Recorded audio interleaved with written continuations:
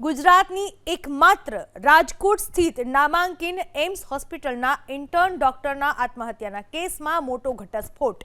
5 વિદ્યાર્થીઓના શારીરિક અને માનસિક ત્રાસથી કંટાળી રતનકુમાર મેઘવાલે જીવન ટૂંકાવ્યું હોવાનું સુસાઇડ નોટમાં સામે આવ્યું છે।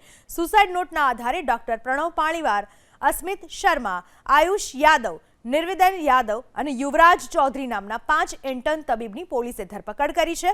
આ 5 ઇન્ટર્ન તબીબે મૃતક સાથે મારપીટ કરી હોવાનો પણ સુસાઇડ નોટમાં ઉલ્લેખ કરાયો છે। 27મી જાન્યુઆરીના રોજ આરોપીઓએ એમ્સમાં આવેલી બોયઝ હોસ્ટેલના રૂમમાં મૃતક રતન મેઘવાલને માર માર્યો હતો। એટલું જ નહીં, માર માર્યા બાદ વિડીયો પણ ઉતાર્યો હોવાનો સુસાઇડ નોટમાં આરોપ લગાવ્યો છે। સાથે જ સ્ત્રી મિત્રનો કોઈ પણ વાંક ન હોવાનો પણ ઉલ્લેખ કરાયો છે। મૃતકના પિતાનો આક્ષેપ છે કે સતત હેરાનગતિના કારણે તેમનો દીકરો માનસિક રીતે તૂટી ગયો હતો અને અંતે આત્મહત્યાનું પગલું ભરવા મજબૂર કર્યો હતો। હાલ ગાંધીગ્રામ પોલીસ સ્ટેશનમાં સમગ્ર મામલે ગુનો દાખલ કરવામાં આવ્યો છે। આ તરફ ઝડપાયેલા 5 આરોપીઓને આજે પરીક્ષા પણ આપવા દેવામાં આવશે।